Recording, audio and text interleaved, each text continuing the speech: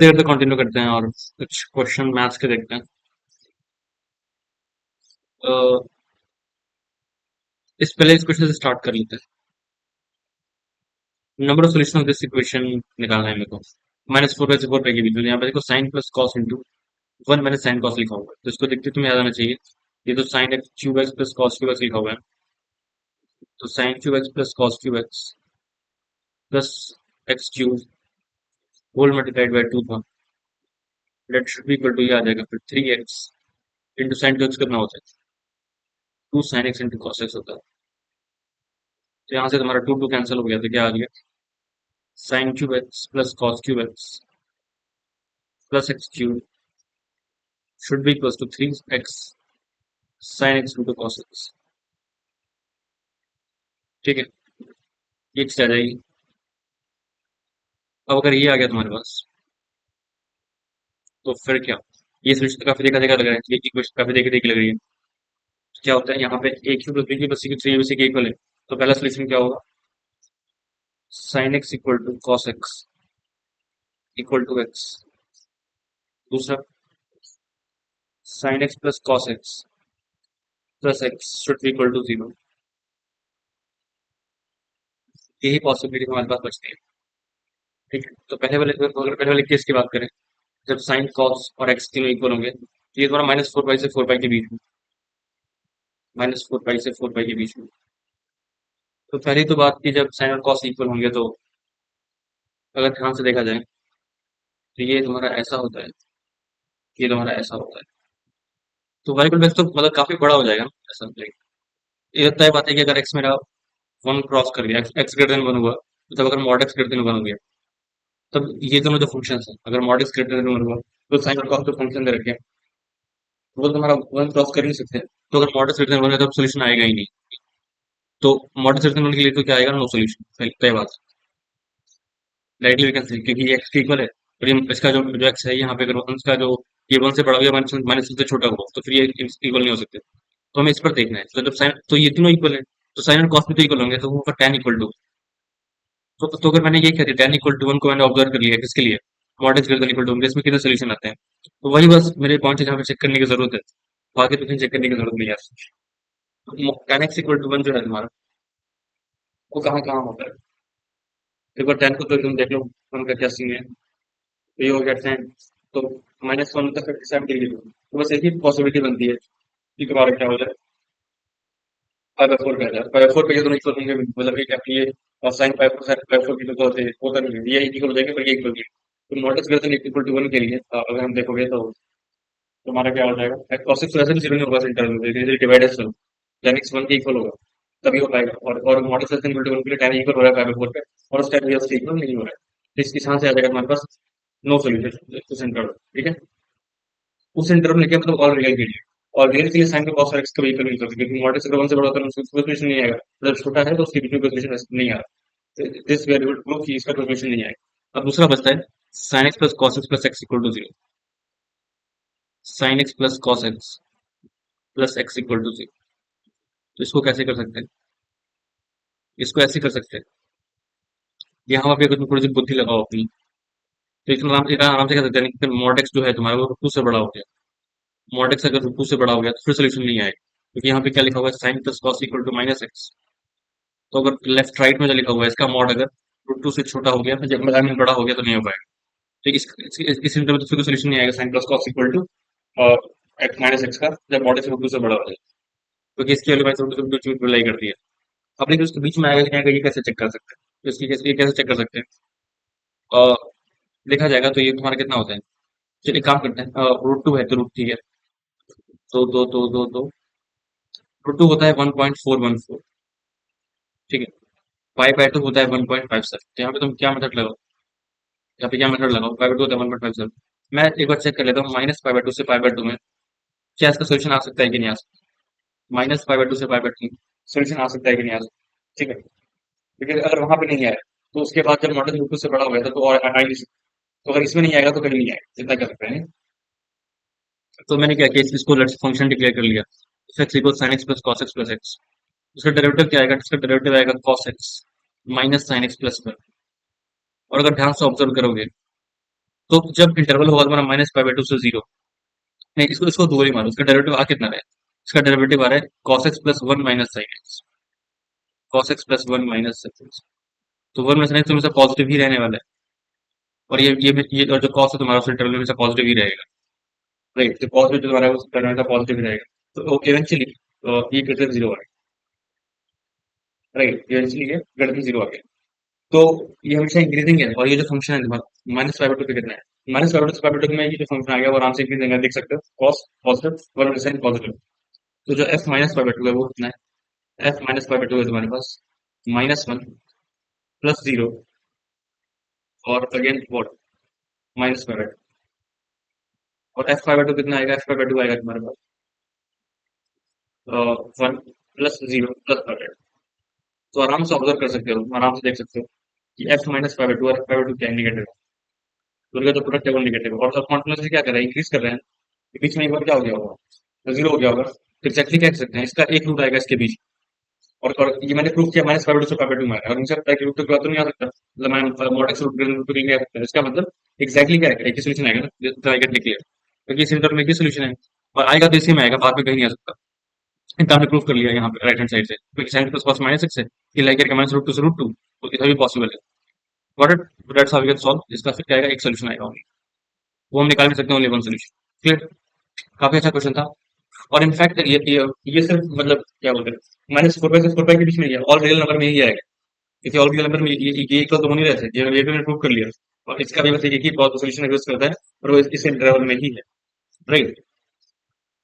तो that's how we can say इसका क्या आएगा, एक सोल्यूशन ही है। बढ़िया, ओके, इस क्वेश्चन को देखते हैं।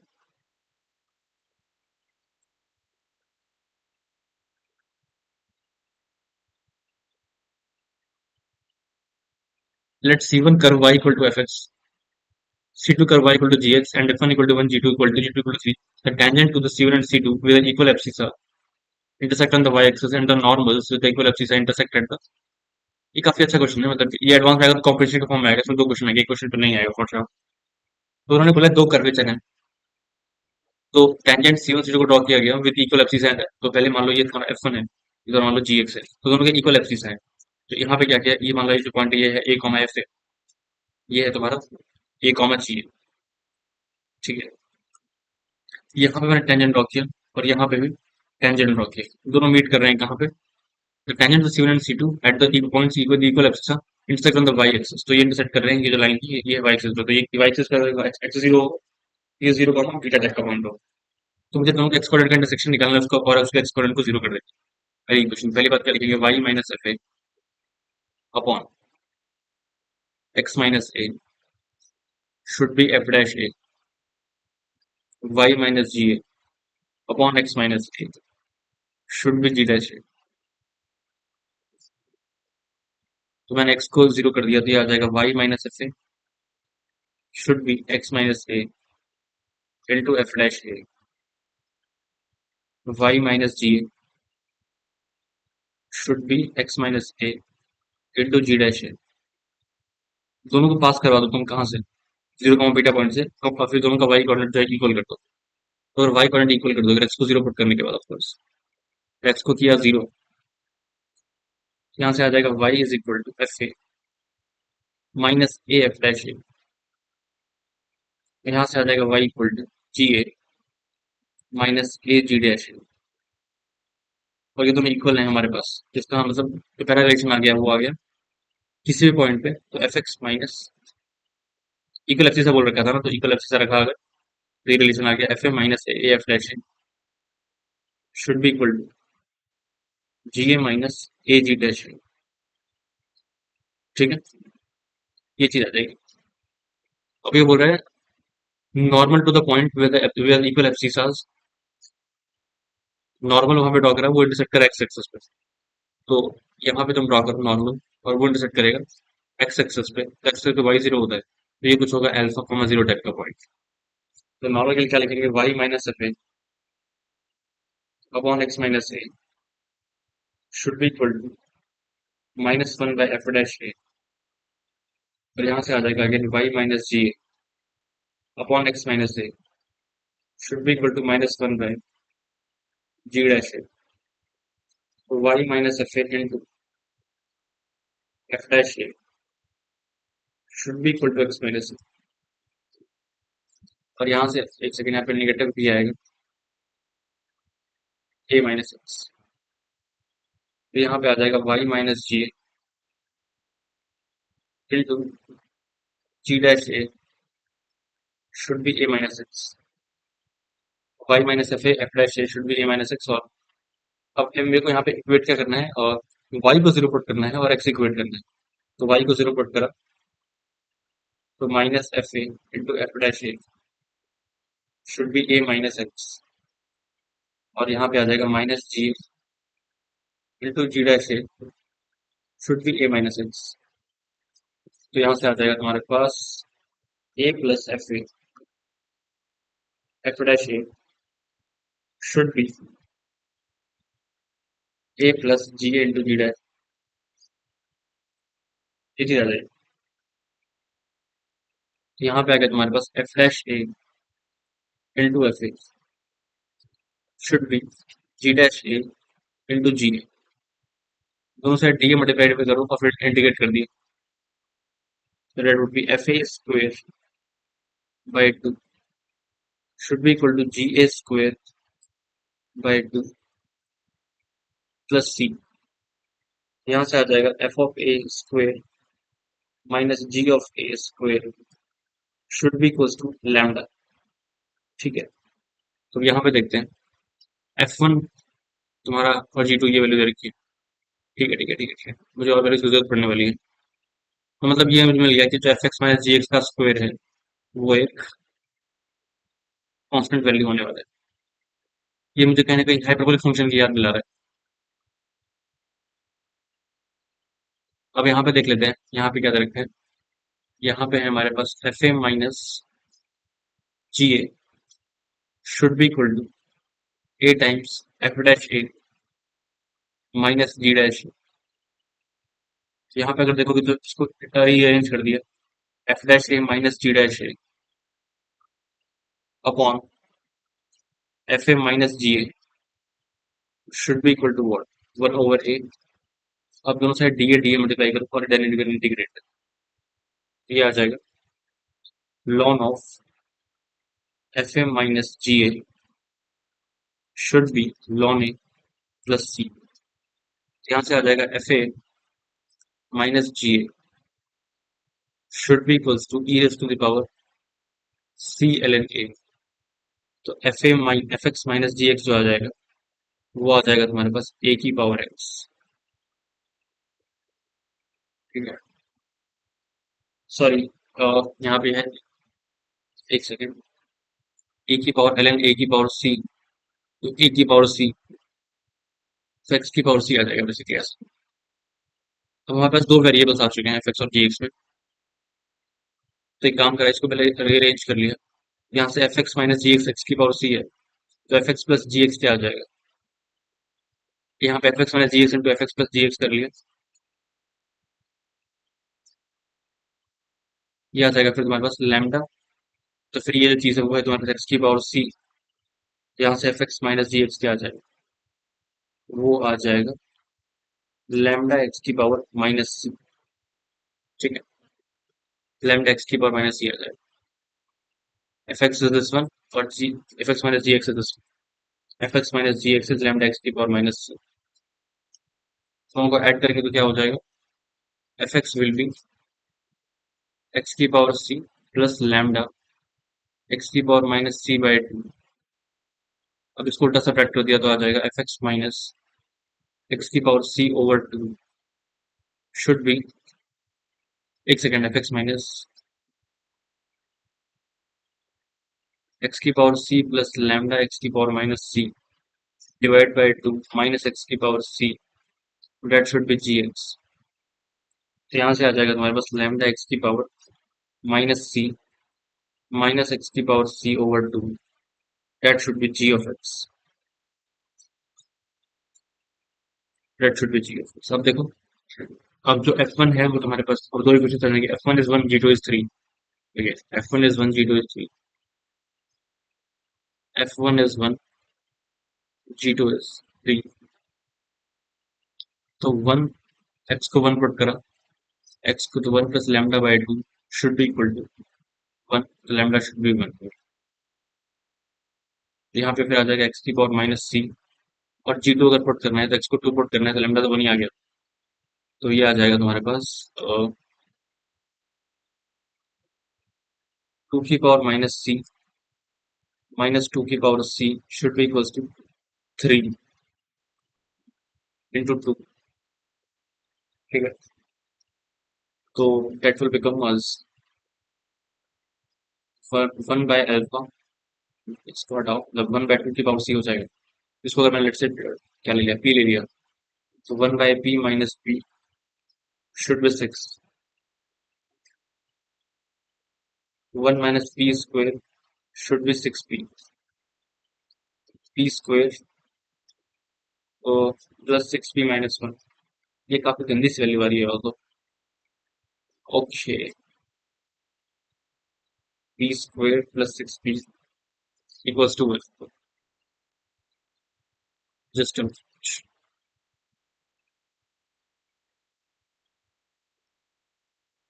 एक्चुअली यहाँ पे एक थोड़ी सी कैलकुलेशन मिस्टेक हो गई है, तो एक l n f x minus जी एक्स, तो यहाँ पे फिर मैंने सी लिखा, तो यहाँ पे एल एन सी लिखना चाहिए था मेरे को, तो एफ एक्स माइनस जी एक्स फिर जो आ जाएगा, एफ एक्स माइनस जी एक्स जो आएगा वो आएगा आपका ई की power l n c a, तो फिर मतलब सी एक्स, तो F x minus ji x is actually c x fine, ये सी एक्स होगा कुछ, मैंने कुछ गड़बड़ सा कर दिया, ये पूरी कैलकुलेशन जो है वो गलत हो जाएगी यहाँ से यहाँ तक, ये जो है पूरा ये गलत है। ठीक है, इसको भूल जाओ, तो एफ एक्स माइनस जी एक्स सी एक्स, और यहाँ से फिर एफ एक्स का स्क्वायर जी एक्स का स्क्वायर वो तो कॉन्स्टेंट है ही, तो एफ एक्स का स्क्वायर माइनस जी एक्स का स्क्वायर जो है वो तो कांस्टेंट है ही, लेट्स से लैम्डा, इसको अगर फैक्टराइज किया तो ये आ जाएगा f x plus g x should be lambda over c x, और एफ एक्स माइनस जी एक्स जो है वो आ जाएगा तुम्हारे पास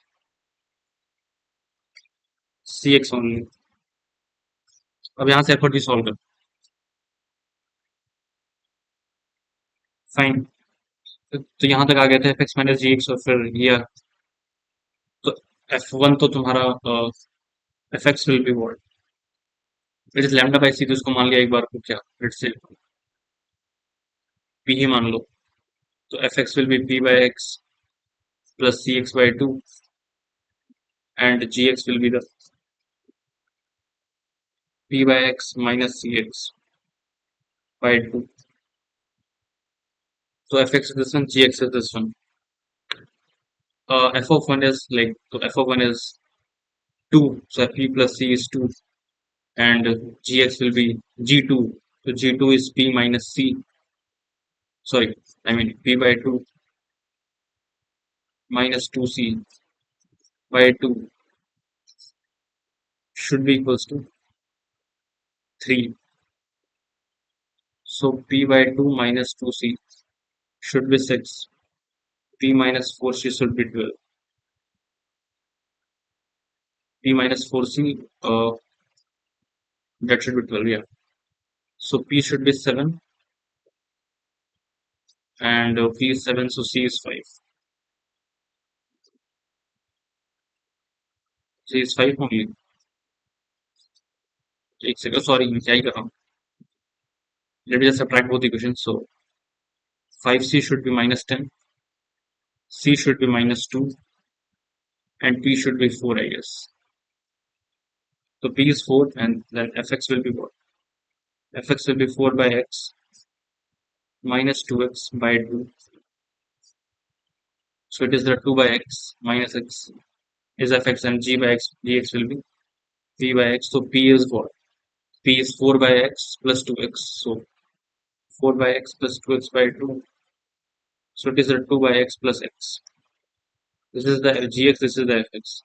So f1 by 2 plus f2 plus g1 by 2, I guess we have to calculate f2 plus g1 by 2. Okay, so f2 plus g1 by 2, f2 plus g1 by 2, तो पहले तो ये कितना आ जाएगा? 2/1/2 I mean 2/2 -2 plus 2/1/2 plus I mean plus 1/2. So it is the 1 minus 2 plus 4 plus 1/8. So it is the, एक second, हाँ, 4 minus 2 is 2 and 2 plus 1.5, that is what, 3.5. तो इसका आंसर 3.5 आएगा and that's all we can solve. Okay, ये काफी अच्छा question है और ये कॉम्पिटिशन में एडवांस में आ भी सकता है. तो यहाँ पे बस छोटी सी गलती हो गई थी, पूरा रायता फैल गया. राइट, तो यहाँ पे LNC था तो like that's why you can write as LNC and otherwise पूरी कैलकुलेशन भी काफी गंदी होती चली जा रही थी क्योंकि it is the KX type का फॉर्म था, ना कि उस टाइप का फॉर्म. ठीक, ओके, तो आंसर इज 3.5. एक बार खुद से भी सॉल्व कर लेना. Bye bye.